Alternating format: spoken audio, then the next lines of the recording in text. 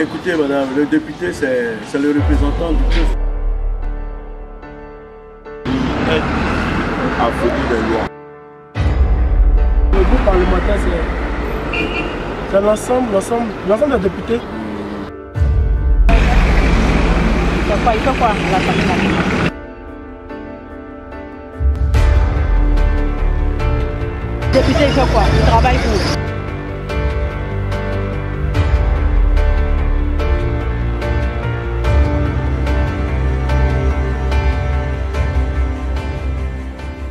Je pourrais dire que la loi, c'est déjà une règle qui régit la société.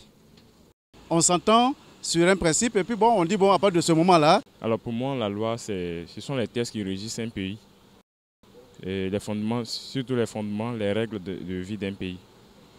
Et elles se votent souvent aussi par, comme on l'a vu tout récemment, les référendums. Et aussi, la loi peut aussi être soumise par nos différents députés. On ne peut plus faire ceci, on peut faire cela, et ça devient une loi. Que chaque citoyen doit respecter. La loi, c'est vous respecter la loi. Les députés qui représentent le peuple, ce sont eux qui font la loi. Bon, la loi, pour moi, c'est un assemblage de règles. Bon, pour moi, la loi, c'est l'ensemble des règles établies par l'autorité pour pouvoir emmener les citoyens à marcher selon la droiture. Puis ils envoient ça envers l'Assemblée, puis l'Assemblée valide ça. C'est pour respecter. Les lois sont votées à l'Assemblée nationale. C'est l'Assemblée qui représente la population, le peuple, voilà, qui vote, je peux dire, à leur place. Et elle est adoptée de manière unanime. Et maintenant, si le président de l'Assemblée nationale atteste que ça peut passer, là, elle est soumise maintenant au président de la République.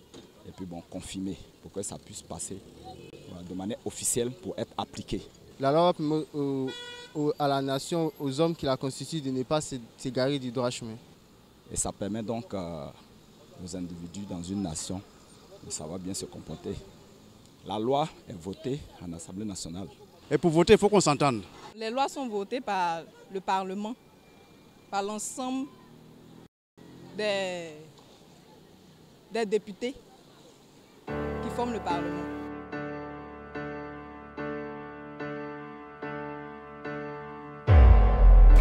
Vous avez parlé tout à l'heure de vote de loi, mais avant d'y arriver, comment cette loi-là est-elle élaborée? Alors, l'élaboration de la loi, elle part de ce qu'on appelle l'initiative de la loi. C'est-à-dire que déjà, la Constitution prescrit les personnes, disons les personnalités, je vais dire ça comme ça, qui sont habilitées à initier la loi. C'est-à-dire que quoi? C'est-à-dire que la Constitution dit que seul le président de la République et les députés peuvent initier la loi. Donc déjà, c'est eux qui peuvent émettre l'idée qui, au bout du processus, va devenir une loi.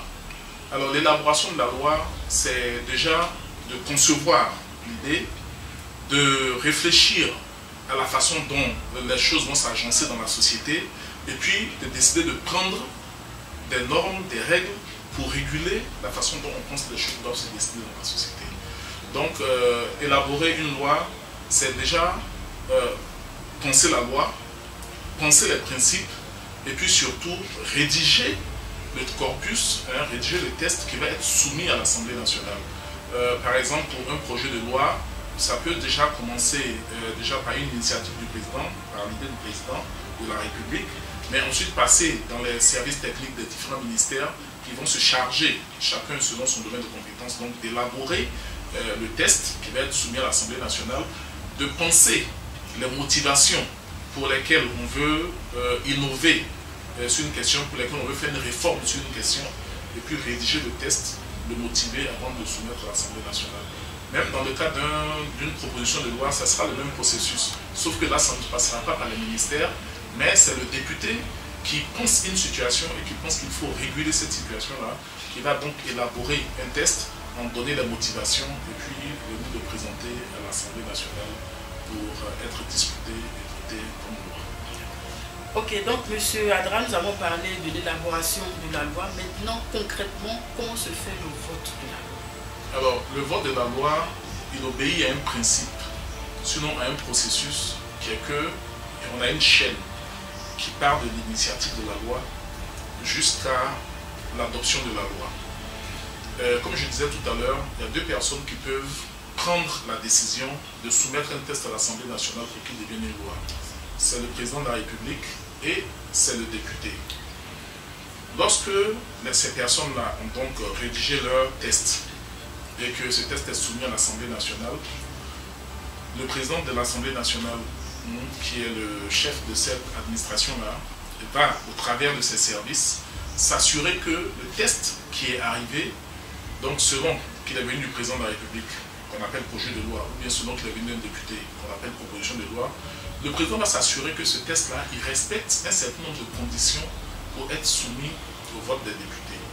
La première condition que le président de l'Assemblée nationale va vérifier, et c'est ce qu'on appelle la recevabilité, il va d'abord vérifier que ce test-là, il vient d'une des personnes qu'on a indiquées tout à l'heure. C'est-à-dire qu'il va vérifier que le test-là vient d'abord du président, ou bien que ce test vient d'un député. Ça, c'est vraiment la première condition, la première chose que le président va vérifier. Si ce test ne vient pas de l'une de ces personnes, il ne peut pas être étudié à l'Assemblée nationale. La deuxième chose que le président va vérifier, c'est ce qu'on appelle les conditions de forme. Il va vérifier que ce test-là, il a un article, un titre succinct. Il va vérifier qu'il y a un exposé des motifs, c'est-à-dire que dans le test qui est déposé, il y a une partie qui explique pourquoi on veut prendre une loi. Et puis il va, troisième chose, vérifier qu'il y a un dispositif légal. Le dispositif légal, c'est la partie qui est rédigée en article. Souvent, quand on parle de loi, on dit article 1, article 2, donc il va vérifier. Donc si ces trois conditions sont réunies, il va dire ok, les conditions de forme sont réunies. Après avoir vérifié les conditions de forme, il va maintenant vérifier les conditions de fond. Dans la Constitution, on distingue les domaines sur lesquels l'Assemblée nationale peut se prononcer. Et les domaines qui ne sont pas dans ce sur quoi l'Assemblée peut se prononcer, ça relève du pouvoir du président. Donc il peut prendre des décrets, ou bien les ministres peuvent prendre des arrêtés, ou bien des circulaires pour régler ces questions-là. Donc quand le président a vérifié que le test porte sur un domaine qui est du domaine de la loi, dans lequel l'Assemblée peut se prononcer, il va considérer que ce test-là, il peut être soumis à l'Assemblée nationale pour être discuté. Si ce test est une proposition de loi, c'est-à-dire que si ce test émane d'un député, en plus des vérifications dont on a parlé tout à l'heure, le président va vérifier aussi que ce test-là, il ne crée pas de charge nouvelle pour l'État. Et si ce test, le président constate qu'il crée des charges nouvelles, il va regarder si le député qui fait le test là, il ne propose pas des économies équivalentes, donc pour contrebalancer les charges nouvelles. Donc ça c'est quand c'est un député qui dépose une proposition de loi. Donc vous voyez que les conditions sont beaucoup plus strictes lorsque c'est un député qui dépose une proposition de loi. Et puis une fois que ça c'est fait, et qu'on estime que toutes ces conditions sont remplies et que maintenant on peut aller au vote, on peut aller à l'examen du test, on va soumettre ce test-là, cette loi, à ce qu'on appelle la conférence des présidents. Tout à l'heure, je vous disais que la conférence des présidents, c'est l'organe qui essaye de faire le programme de travail de l'Assemblée nationale. Donc, à la conférence des présidents, vont se réunir le président lui-même, les 11 vice-présidents, les présidents des groupes parlementaires, les présidents des commissions et surtout un représentant du président de la République qui généralement est le ministre des Relations avec les institutions. Donc eux tous ils vont se mettre d'accord sur un calendrier d'examen des tests. Quand ce calendrier d'examen de tests est adopté, et quand je dis calendrier d'examen, de façon simple, ça veut dire qu'ils vont dire par exemple le projet de loi portant le budget sera examiné par la Commission des affaires économiques et financières à telle date. Le projet de loi sur la santé sera examiné par la Commission des affaires sociales et culturelles à telle date. Donc ils vont faire un calendrier comme ça qui donne les différentes étapes calendaires donc, du déroulement de l'examen.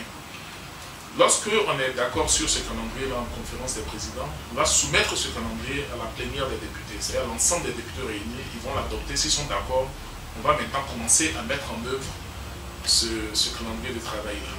Alors, la première étape de la mise en œuvre de ce calendrier, c'est ce qu'on appelle la réunion de commission. Tout à l'heure, je vous disais que l'Assemblée nationale, elle est subdivisée en 6 commissions. Et nos tests disent qu'aucun document, aucune affaire ne peut être soumise à la plénière sans être au préalable passée par une commission.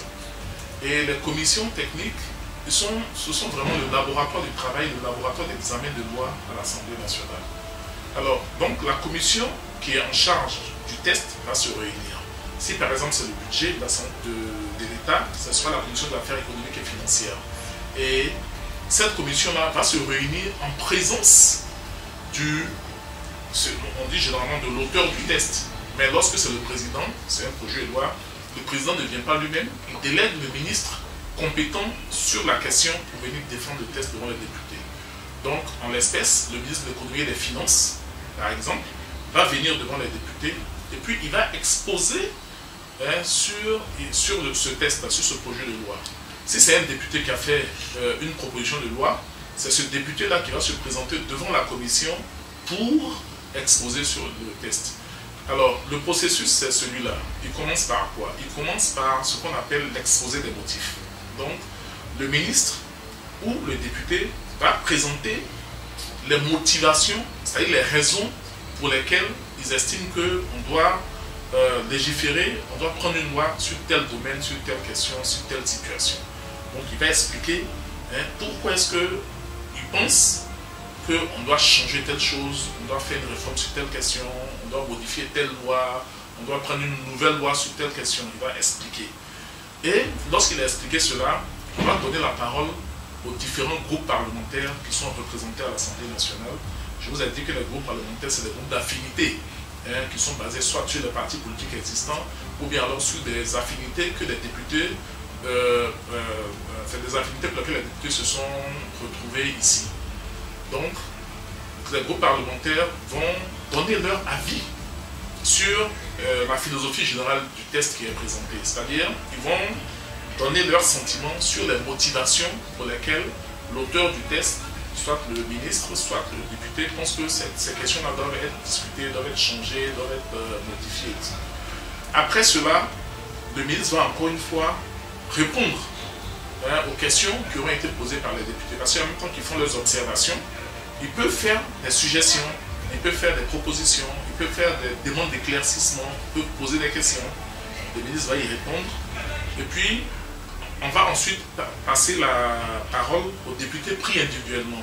C'est-à-dire qu'en dehors des groupes parlementaires, les députés pris, le député pris en lui-même peut décider aussi de poser une question, de donner un avis, de demander un éclairage sur le texte qui est mis en discussion.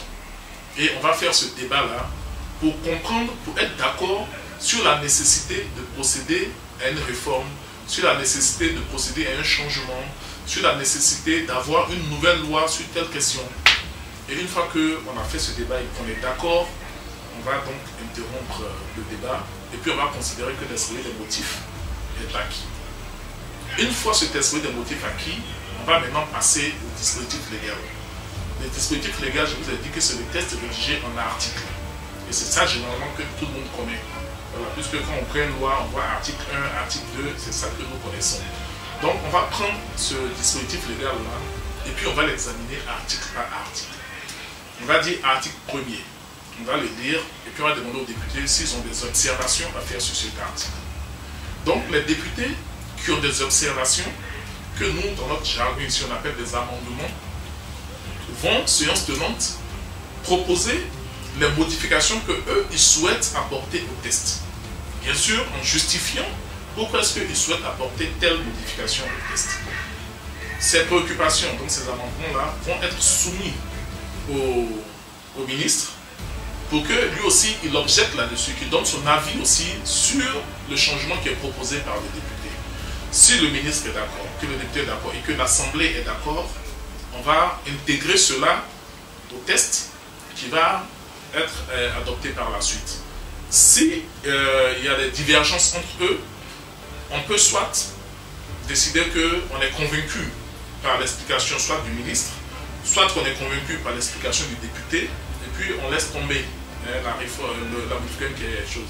Ou alors, les divergences peuvent être telles que on n'est pas d'accord avec le ministre, ou bien le ministre n'est pas d'accord avec le député, et là on décide de voter pour prendre la décision. On décide de voter pour prendre la décision. Donc on va faire cet exercice-là avec chacun des articles.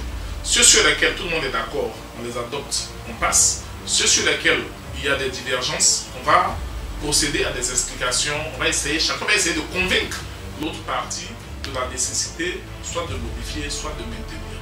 Et on va faire ça avec l'ensemble du test.